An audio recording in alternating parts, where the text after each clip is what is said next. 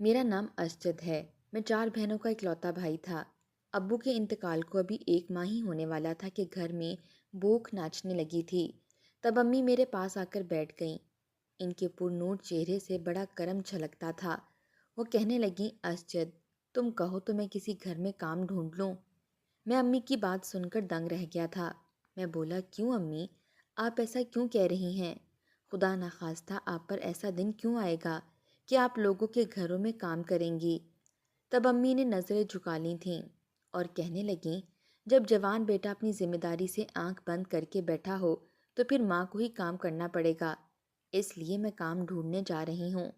मैं बोला, नहीं अम्मी, ऐसी कोई बात नहीं। मैं हरगिज़ अपनी जिम्मेदारियों से पीछे नहीं हटा, बल्कि मैं तो इधर उधर नौकरी के सिलसिले में बात कर रहा हूँ और मैंने 1-2 जगह बात कर भी रखी है। जैसे ही मुझे नौकरी मिलेगी मैं काम पर लग जाऊँगा। अम्मी ने सर हिला दिया और बोली, अच्छा, फिर इतना भी बता दो, तब तक हम क्या पत्ते खाकर अपना पेट भरेंगे? मैं चुप कर गया। हम कराची के बैरूनी साइड पर वाक़या एक छोटे से कस्बे में रहा करते थे। यहाँ जॉब मिलना काफ़ी मुश्किल था। घरेलू हालात के पेश नज़र मैंने अम्मी से इजाज़त ली, काम की तलाश में कराची आ गया। मैंने सोचा था कि कराची शहर मुझे अपनी मोहब्बत में, अपनी आगोश में भर लेगा, मेरे दुख दर्द सब कुछ समेट लेगा, मगर ऐसा नहीं हुआ था। यहाँ आकर तो मुझे ज़िंदगी का मतलब समझ में आ गया था। यहाँ पर ना तो कोई हमारा रिश्तेदार रहता था और ना ही हम किसी को जानते थे। इसी वजह से मुझे फाके भी काटने पड़ रहे थे। रहने के लिए मेरे पास कोई ठिकाना नहीं था और ना ही मुझे छड़े छांट लड़के को कोई कमरा वगैरह या कोई रिहाइश की जगह मिल रही थी। सारा सारा दिन सड़कों पर खाक छानता रहता था। तब मेरा दिल बहुत ज़्यादा दुख जाया करता था।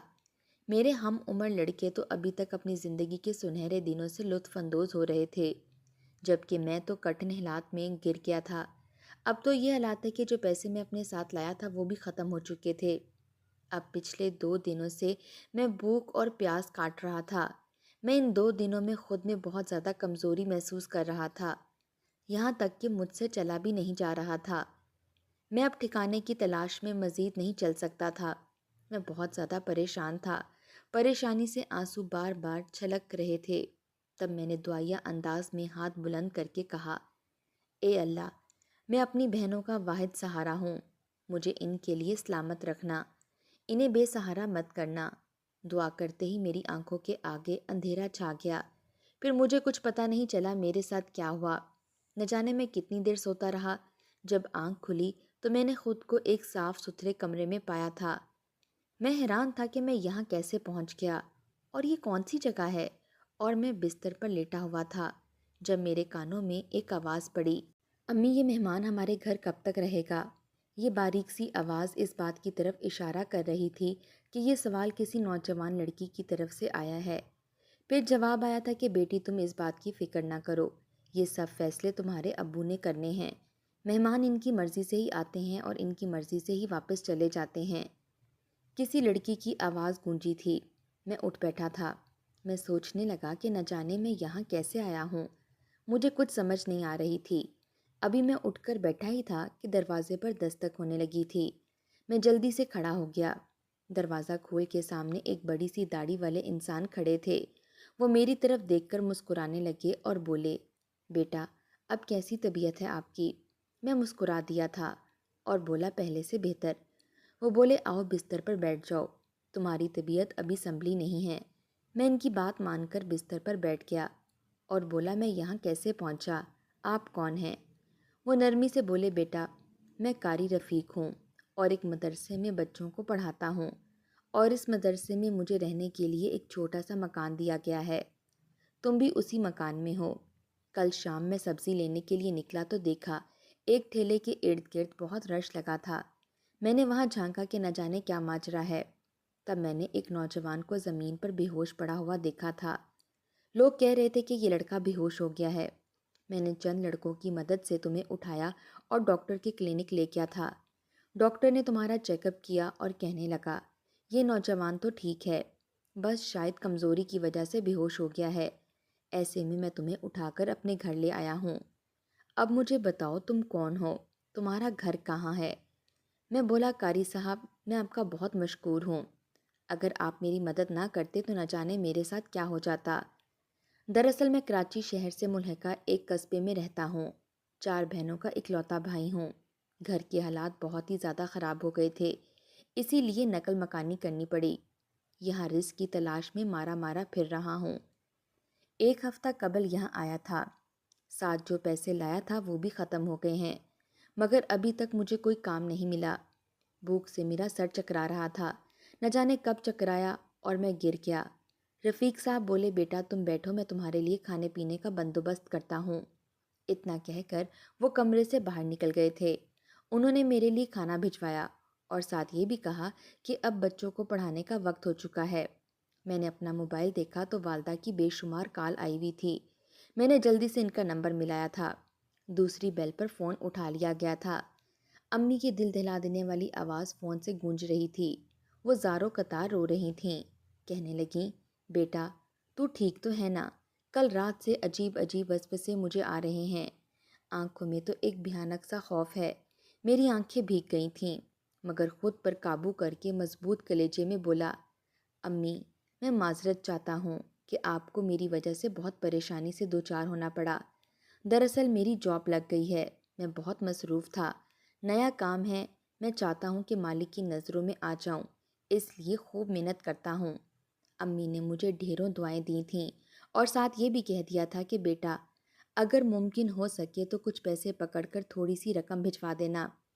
اب تو دکاندار ادھار دینا بھی بند کر چکے ہیں۔ میں نے ان کو یقین دہانی کرائی تھی کہ بہت جلد کوئی نہ کوئی انتظام کر لوں گا۔ فون بند ہوا تو میں سوچنے لگا کہ مجھے آگے کیا کرنا ہے، گھر والوں کو کہاں سے پیسے بھیجوں گا۔ میرا دل کمرے میں بیٹھ بیٹھ کر گھبرانے لگا تھا۔ میں نظریں جھکا کر باہر نکل آیا تھا تاکہ گھر سے باہر نکل کر تازہ ہوا میں سانس لے سکوں۔ میں کمرے سے باہر نکلا تو مجھے پتا چلا کہ مجھے تو چھت والا کمرہ دے دیا گیا تھا۔ میں نے تازہ ہوا میں لمبے لمبے سانس بھرے تھے، پھر جلد بلند آواز سے بولا کہ السلام علیکم، میں نیچے جانا چاہتا ہوں، پردہ کر لیجیے گا۔ یہ تو شکر ہے کہ میری ملاقات قاری صاحب سے ہو گئی تھی اور مجھے اس بات کا علم تھا کہ ان کا گھر پردے کا قائل ہے، نہیں تو نہ جانے کون سی گستاخی مجھ سے سرزد ہو جاتی۔ نیچے سے آواز آئی کہ آ جاؤ بیٹا۔ میں جلدی سے صحن عبور کرنے لگا تو مجھے مولوی صاحب کی اہلیہ نے آواز دے کر روک لیا تھا۔ وہ کہنے لگی بیٹا اب تمہاری طبیعت کیسی ہے؟ میں بولا آنٹی میں پہلے سے بہت بہتر محسوس کر رہا ہوں۔ میری بات سن کر وہ مسکرائیں اور کہنے لگیں میں بھی اس مدرسے میں بچیوں کو پڑھاتی ہوں، سب مجھے استانی جی کہتے ہیں، تم بھی انگریزی کا لفظ آنٹی چھوڑ دو اور پیار سے اور ادب سے یہ لفظ اپنا لو۔ میں مسکرا دیا تھا اور بولا جی استانی جی۔ اتنا کہہ کر میں باہر آ گیا تھا۔ میں اپنی رہائش اور کام کے سلسلے میں بہت زیادہ پریشان تھا، کچھ سمجھ نہیں آ رہا تھا، اس لیے مسجد میں چلا گیا۔ نماز تو ہو چکی تھی، وہاں کچھ لوگ رفیق صاحب کے ارد گرد بیٹھے ہوئے تھے، میں بھی ادھر بیٹھ گیا۔ سب لوگ اپنے اپنے مسئلے بیان کر رہے تھے، تب میں بھی بول پڑا قاری صاحب دعا کریں میری نوکری لگ جائے۔ تب قاری صاحب سامنے بیٹھے مرد کی طرف دیکھتے ہوئے کہنے لگے جمشید میاں ابھی تھوڑی دیر پہلے آپ تذکرہ کر رہے تھے کہ آپ کو دکان چلانے کے لیے کوئی لڑکا چاہیے، تو میں آپ کو یہ لڑکا دیتا ہوں، اس کا نام اسجد ہے، میری ذمہ داری پر اسے آپ اپنے پاس کام دے دیں۔ قاری صاحب آپ نے کہا ویسا ہی ہوگا۔ پھر جمشید صاحب نے مجھے اشارہ کیا اور مسجد سے باہر لے گئے، کہنے لگے میں تمہیں 1 مہینے کا 18,000 روپیہ دوں گا، بولو منظور ہے کیا؟ میں جلدی سے بولا جی جی مجھے منظور ہے۔ وہ کہنے لگے چلو کل سے کام پر آ جانا۔ میں بہت زیادہ خوش ہو گیا تھا، میرے لیے 18,000 خزانے سے کم نہیں تھے۔ خیر سے کام کا مسئلہ تو حل ہو گیا تھا۔ میں ایک بار پھر قاری صاحب کے گھر آ گیا تھا۔ شام میں وہ میرے پاس آئے تھے۔ میں بولا قاری صاحب آپ نے مجھ پر بہت بڑا احسان کیا ہے، میں دل لگا کر کام کروں گا، بس آپ سے اتنی عرض ہے آپ نے میری جاب کا مسئلہ تو حل کر دیا، اب آپ پلیز میری رہائش کا بھی کوئی انتظام کر دیں۔ وہ بولے کیا یہ رہائش پوری ہے؟ میں بہت زیادہ حیران ہو گیا۔ میں بولا یہ تو آپ کا گھر ہے۔ وہ بولے بیٹا میں بھی مدرسے کی جگہ پر رہتا ہوں اور تم بھی میرے ساتھ رہ سکتے ہو، میں تم پر اس لیے اعتبار کر رہا ہوں کہ تمہاری خود کی 4 بہنیں ہیں، ان کا خیال تمہیں کبھی بھی اخلاقیات سے گرنے نہیں دے گا۔ میں نے جلدی سے قاری صاحب کے ہاتھ چوم لیے تھے، انہوں نے میرا ساتھ اس طرح سے دیا تھا جیسے کوئی اپنا بھی نہیں دیتا۔ مجھ پر ان کا بہت بڑا قرض چڑھ گیا تھا، اب ہر صبح ان کی بیٹی برقع پہن کر مجھے کھانا دینے آ جایا کرتی تھی۔ میں تو اس کی طرف آنکھ اٹھا کر بھی نہیں دیکھتا تھا، پھر کام پر چلا جاتا۔ جمشید صاحب مجھے دوپہر کا کھانا دکان میں ہی کھلایا کرتے تھے۔ رات کا کھانا پھر سے مجھے قاری صاحب کی بیٹی دے جایا کرتی تھی۔ مجھے معلوم ہو چکا تھا کہ وہ بہت ہی باتونی لڑکی ہے، ہر وقت بس اپنی والدہ کا سر کھاتی رہتی ہے۔ میں چھت پر بیٹھا اس کی معصومیت بھری باتیں سن رہا تھا، مگر مجھے کیا علم تھا کہ وہ لڑکی جسے میں معصوم سمجھتا تھا وہ میرے ساتھ کیا کھیل کھیل جائے گی۔ میں تو اپنی بہنوں کی خاطر مزدوری کرنے کے لیے گھر سے باہر نکلا تھا۔ مہینے بھر کا جو بھی کماتا اپنے خرچ کے پیسے رکھ لیتا، باقی سب پیسے گھر بھیج دیتا تھا۔ جیسے تیسے بھی تھا، بس اپنی زندگی بسر کر رہا تھا۔ ایک دن مجھے مہوش کھانا دینے آئی تو وہ میز پر کھانا رکھ کر واپس نہیں مڑی، وہ میرے سر پر کھڑی رہی۔ میں تو آنکھیں جھکا کر بیٹھا اس کے جانے کا انتظار کرتا رہا۔ جب وہ نہیں گئی تو خیال آیا کہ پتہ نہیں شاید اسے مجھ سے کوئی کام نہ ہو، اس لیے میں اٹھ کر کھڑا ہو گیا۔ جی کیا بات ہے؟ وہ اچانک ہی زور زور سے چلانے لگی تھی۔ بچاؤ بچاؤ کی آوازیں سن کر میں گھبرا گیا تھا۔ میں بولا کیا بات ہے، کیا ہوا ہے؟ پھر زور زور سے دروازہ بجانے لگی تھی، جبکہ دروازہ پہلے سے کھلا تھا۔ یہ سب بہت پریشان کن صورتحال تھی۔ میں اس کا ہاتھ پکڑ کر اسے کمرے سے نکال دینا چاہتا تھا، مطلب قاری صاحب کی بیٹی کو ہاتھ لگانے کی جسارت نہیں کر سکتا تھا۔ وہ چیختی رہی یہاں تک کہ سب مدرسے والے اور محلے کے لوگ آ گئے اور قاری صاحب کے گھر میں داخل ہو گئے۔ قاری صاحب بھی ان کے ساتھ ہی تھے۔ مہوش کمرے سے باہر نکل گئی اور اپنے باپ کے سینے سے لگ کر پھوٹ پھوٹ کر رونے لگی تھی۔ وہ بولی ابو میں اس کو کھانا دینے گئی تھی، اس نے میرے ساتھ بدتمیزی کرنے کی کوشش کی ہے۔ میں ہکا بکا سا کھڑا اس کو دیکھتا رہا۔ میرے چہرے پر ایک رنگ آتا اور ایک رنگ جاتا۔ سب لوگ وحشیوں کی طرح میری جانب بڑھ رہے تھے۔ میں حالانکہ چلا چلا کر کہنا چاہتا تھا کہ میں بے قصور ہوں، اس لڑکی نے مجھ پر جھوٹا الزام لگایا ہے۔ یہ سب نہیں کہہ سکتا تھا کیونکہ اس طرح تو رفیق صاحب کی تربیت پر سوال اٹھ جاتا۔ میں اندر سے تھر تھر کانپ رہا تھا مگر دنیا کو دکھانے کے لیے مضبوط بنا کھڑا تھا۔ سب لوگ میری طرف بڑھ رہے تھے۔ میری نظریں جب قاری صاحب کے چہرے پر پڑیں، ان کی آنکھوں سے آنسو بہہ رہے تھے، ان کی داڑھی بھیگ گئی تھی اور یہ منظر دیکھ کر میرا دل کرچیوں میں بٹ گیا تھا اور پھر ایک ہجوم مجھ پر گر پڑا تھا۔ مجھے لاتوں اور مکوں سے لاٹھیوں سے مارا گیا۔ میں زمین پر پڑا مار سہتا رہا۔ میری آنکھوں کے سامنے میری والدہ کا پر امید سا چہرہ گھوم رہا تھا۔ پھر باری باری چاروں بہنیں میرے سامنے گھوم رہی تھیں، میری آنکھوں سے آنسو نکل رہے تھے۔ پھر اچانک میری آنکھوں کے سامنے اندھیرا چھا گیا۔ بے ہوشی نے میرا ساتھ دیا تھا، نہیں تو شاید یہ سب کی مار کھا کھا کر میں جان کی بازی ہار جاتا۔ نہ جانے کتنے دن بعد میری آنکھ کھلی تھی۔ میں نے اپنے گرد صرف خاموشی پائی تھی۔ تھوڑی دیر بعد ایک نرس میرے پاس آئی، مجھے دیکھ کر مسکرانے لگی اور بولی شکر ہے آپ کو ہوش آ گیا، پورے 3 دن سے بے ہوش پڑے تھے۔ میں بولا کوئی میرے ساتھ آیا ہے؟ تو وہ بولی تھی قاری صاحب ہیں، صبح 5 بجے آ کر آپ کا پوچھتے ہیں۔ میں بولا آج جب وہ ہسپتال آئیں تو انہیں میرے پاس بھیج دینا۔ وہ نرس ہاں میں سر ہلا کر چلی گئی۔ میں سوچنے لگا کہ جب رفیق صاحب میرے پاس آئیں گے تو میں ان سے کیا کہوں گا، میں بات کیسے شروع کروں گا؟ یہی سوچ سوچ کر میرا دماغ پھٹنے لگا تھا۔ تھوڑی دیر بعد ہی دروازہ کھلا، قاری صاحب کمرے میں داخل ہو چکے تھے۔ وہ بولے اسجد بیٹا کیسی طبیعت ہے آپ کی؟ میں پھوٹ پھوٹ کر رونے لگا تھا۔ میں بولا قاری صاحب مجھے معاف کر دیں، میں اپنے قول میں سچا ثابت نہیں ہو سکا، میں آپ کے لیے مشکلات کا سبب بن گیا۔ قاری صاحب کی آنکھیں بھیگ گئی تھیں۔ وہ کہنے لگے مدرسے والے اور محلے والے نے کہہ رکھا ہے کہ تمہارا فیصلہ وہی کریں گے، تم صحت یاب ہو جاؤ پھر تمہیں لوگوں کی عدالت میں پیش ہونا پڑے گا۔ میں بولا قاری صاحب میں بے قصور ہونے کے باوجود آپ کی عزت کی خاطر خاموش رہوں گا۔ میری بات سن کر وہ چونک گئے تھے، ان کی آنکھوں سے آنسو بھر آئے تھے۔ وہ اٹھ کر چلے گئے۔ میں مزید 2 دن ہسپتال میں ایڈمٹ رہا۔ پھر جب طبیعت سنبھل گئی تو مجھے چھٹی مل گئی۔ قاری صاحب مجھے اپنے ساتھ لے گئے۔ وہاں پر لوگوں کی عدالت لگ گئی تھی۔ چند معزز افراد سربراہی کرسیوں پر بیٹھے ہوئے تھے۔ وہ کہنے لگے لڑکے تم نے اتنی گھنونی حرکت کیوں کی؟ تم نے اپنے ہی محسن کے گھر نقب لگانے کی کوشش کیوں کی؟ میں بولا مجھے ان تمام حالات کا بہت افسوس ہے، جو کچھ ہوا وہ نہیں ہونا چاہیے تھا۔ پھر ایک شخص بولا ہم محلے کے لوگ اس فیصلے پر پہنچے ہیں، تم نے جس لڑکی کو رسوا کرنے کی کوشش کی ہے ہم اس سے تمہارا نکاح کر دیں، تمہاری عزت بنا دیتے ہیں۔ مجھے اس فیصلے پر بہت غصہ آیا تھا، میں ایسی لڑکی کو شریک حیات نہیں بنانا چاہتا تھا، جس نے مجھے سب کے سامنے رسوا کر دیا۔ اس نے میری عزت دو کوڑی کی نہیں چھوڑی تھی، لیکن میں قاری صاحب کے احسانات تلے دبا ہوا تھا، اسی لیے بولا مجھے آپ لوگوں کا یہ فیصلہ منظور ہے، جبکہ میں تو دل ہی دل میں کچھ اور سوچے بیٹھا تھا۔ میں نے یہ ارادہ کر لیا تھا کہ جس لڑکی نے مجھے زمانے بھر میں رسوا کر دیا تھا، میں شادی کے بعد اس کی زندگی اجیرن کر دوں گا، بلکہ پہلی رات سے ہی اسے اتنی اذیت دوں گا وہ زندگی بھر یاد رکھے گی، اس کا ایک ایک لمحہ اجیرن بنا دوں گا، اور وہ ہر روز اپنے کیے کی معافی مانگے گی۔ میں اس وقت انتقام کی آگ میں جھول رہا تھا۔ خیر، اسی وقت میرا نکاح پڑھوا دیا گیا تھا۔ ایک شخص آگے بڑھ کر بولا، میں جانتا ہوں کہ اب قاری صاحب اس لڑکے کو مدرسے میں رہنے کے لیے جگہ نہیں دیں گے، اس لیے قاری صاحب کی بیٹی کی خاطر میں اپنا گھر انہیں رہنے کے لیے دینے پر تیار ہوں۔ میں نے اس شخص کو نفرت بھری نظروں سے دیکھا تھا، کیونکہ اس محلے میں سب سے پہلے میں اس کے پاس ہی گیا تھا۔ میں نے اس کی بہت منت سماجت کی کہ اپنے کرائے کے گھر میں کمرہ دے دیں، مگر اس نے مجھے صاف انکار کر دیا تھا۔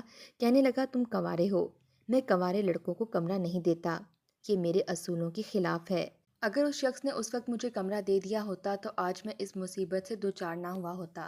خیر، میرا اور مہوش کا نکاح ہو گیا اور ہم اس کے گھر میں چلے گئے۔ میں ایک کمرے میں جا کر بیٹھ گیا، مہوش بھی آ گئی، وہ میرے سامنے آ کر بیٹھ گئی۔ میں زندگی میں پہلی بار اس کا چہرہ دیکھ رہا تھا۔ وہ بے انتہا کی خوبصورت تھی، مگر ایسے حسن کا کیا کرنا تھا جب سیرت انتہائی بھیانک ہو۔ میں سخت لہجے میں بولا، تم نے مجھ پر اتنا بڑا الزام کیوں لگایا؟ جانتی ہو مہوش، میں تمہاری زندگی کانٹوں سے بھر دوں گا۔ وہ میری آواز سن کر رونے لگی تھی۔ وہ بولی، میں نے جو کچھ بھی کیا اپنے بابا کی خاطر کیا، وہ میری وجہ سے بہت زیادہ پریشان رہتے تھے۔ مجھے اس کی بات پر مزید غصہ آیا تھا۔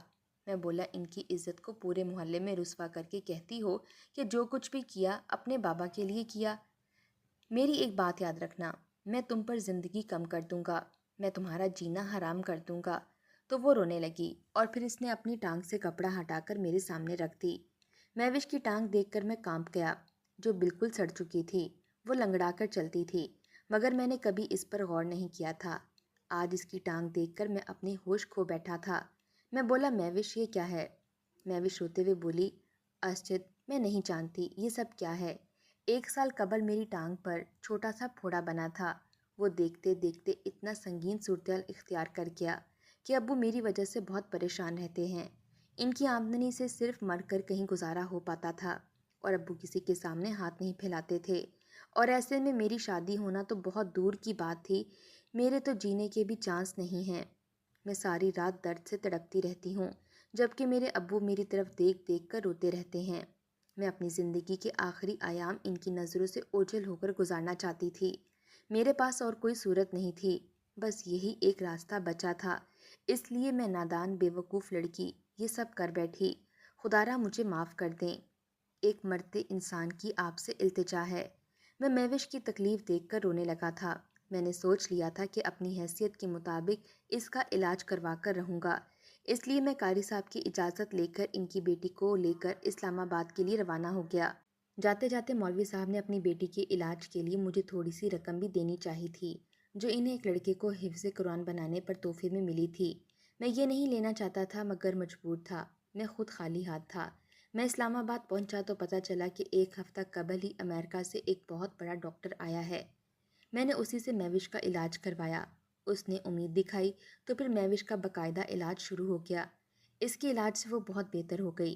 اس دوران میں ہاتھ پر ہاتھ رکھ کر نہیں بیٹھا ہوا تھا، میں نے قاری صاحب کے دیے پیسوں کو سرمایہ کاری میں لگا دیا تھا، جس میں اللہ تعالیٰ نے بہت برکت پیدا کر دی۔ میں نے بہت محنت کی تھی، جس کا مجھے صلہ مل گیا تھا۔ میری بیوی ٹھیک ہو گئی تھی، میرے گھر کے حالات بہت بہتر ہو گئے تھے، میری ایک بہن کا رشتہ بھی طے ہو گیا تھا۔ اللہ تعالیٰ نے مجھے بہت زیادہ نوازا تھا۔ شاید اس کے پیچھے یہی وجہ تھی کہ میں نے قاری صاحب کی بیٹی کو لے کر لوگوں کے سامنے رسوا نہیں کیا تھا، ساری بدنامی اپنے سر لے لی تھی۔ شاید اسی کا مجھے اجر مل گیا تھا۔ آج اس بات کو کئی سال گزر گئے ہیں اور میں اپنی بیوی مہوش کے ساتھ خوشگوار زندگی گزار رہا ہوں۔